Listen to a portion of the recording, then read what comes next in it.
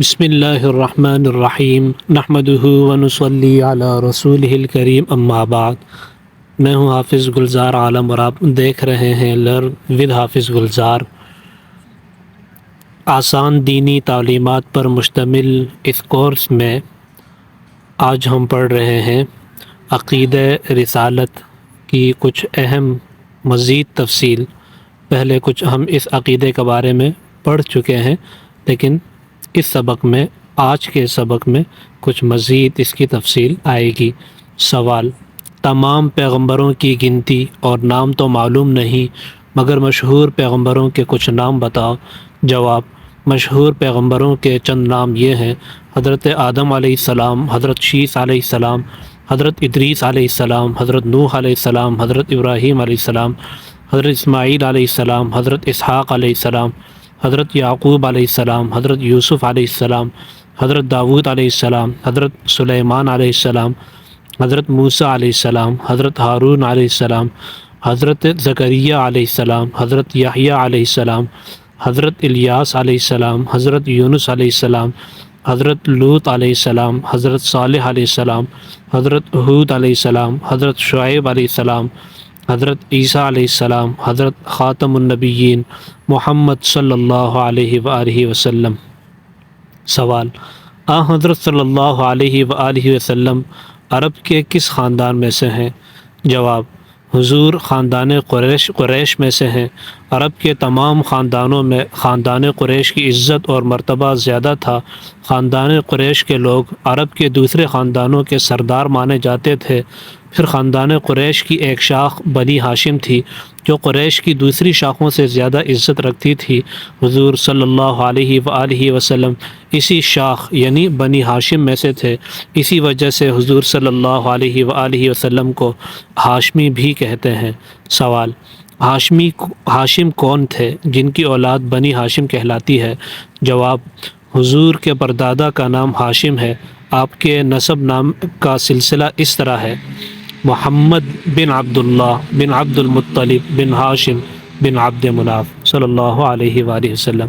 سوال: حضرت صلی اللہ علیہ وآلہ وسلم کی پشتوں میں حضرت آدم علیہ السلام کے بعد اور کوئی پیغمبر ہیں یا نہیں؟ جواب: ہاں، آپ حضرت اسماعیل علیہ السلام کی اولاد میں ہیں، اور حضرت اسماعیل حضرت ابراہیم خلیل اللہ علیہ السلام کے صاحبزادے ہیں۔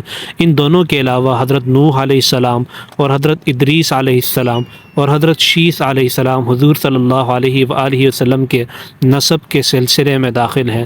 سوال: حضرت محمد صلی اللہ علیہ وآلہ وسلم کو کتنی عمر میں پیغمبری ملی؟ جواب: حضور صلی اللہ علیہ وسلم کی عمر مبارک 40 سال کی تھی کہ آپ پر وحی نازل ہوئی۔ سوال: وحی سے کیا مراد ہے؟ جواب: وحی سے مراد یہ ہے کہ خدا تعالیٰ نے اپنے احکام اور اپنا کلام حضور صلی اللہ علیہ وسلم پر اتارنا شروع کیا۔ سوال: وحی نازل ہونے کے بعد کتنے دن تک حضور صلی اللہ علیہ وآلہ وسلم زندہ رہے؟ جواب: 23 برس 13 سال مکہ معظمہ میں اور 10 سال مدینہ منورہ میں۔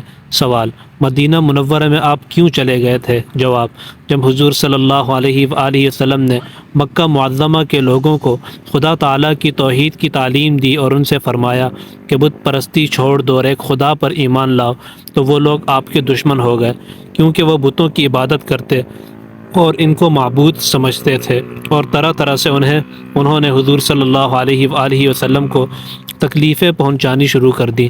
حضور انور صلی اللہ علیہ وآلہ وسلم ان کی عداوت اور دشمنی کی سختیاں اور تکلیفیں برداشت کرتے اور توحید کی تعلیم دیتے اور خدا تعالیٰ کے احکام پہنچاتے رہے، مگر جب ان کی دشمنی کی کوئی حد باقی نہ رہی اور سب نے مل کر حضور صلی اللہ علیہ وآلہ وسلم کو قتل کر دینے کا ارادہ کر لیا، تو حضور انور صلی اللہ علیہ وسلم خدا تعالیٰ کے حکم سے اپنے پیارے وطن مکہ معظمہ کو چھوڑ کر مدینہ منورہ تشریف لے گئے۔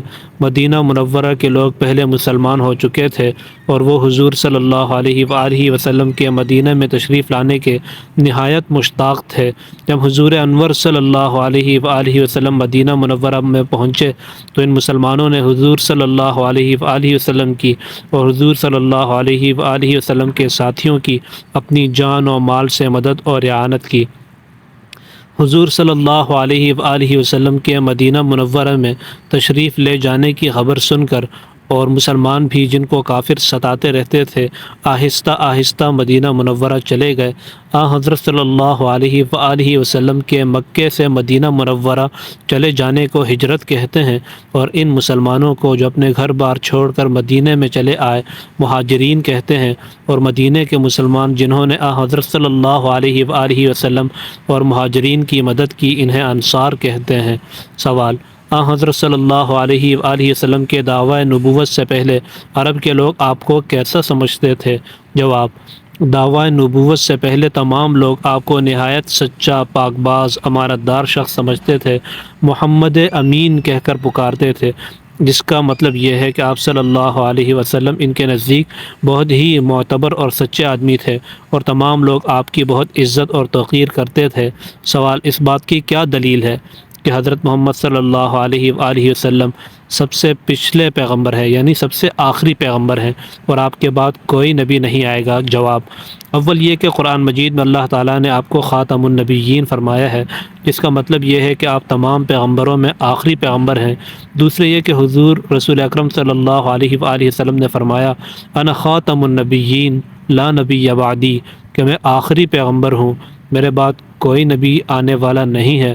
تیسری یہ کہ اللہ تعالیٰ نے قرآن مجید میں فرمایا ہے، الیوم اکملت لکم دینکم واتممت علیکم نعمتی ورضیت لکم الاسلام دینا، سورہ مائدہ رکوع نمبر 1، یعنی آج میں نے تمہارے لیے تمہارا دین کامل کر دیا ہے اور اپنی نعمت تمہارے اوپر پوری کر دی اور تمہارے لیے دین اسلام پسند کیا۔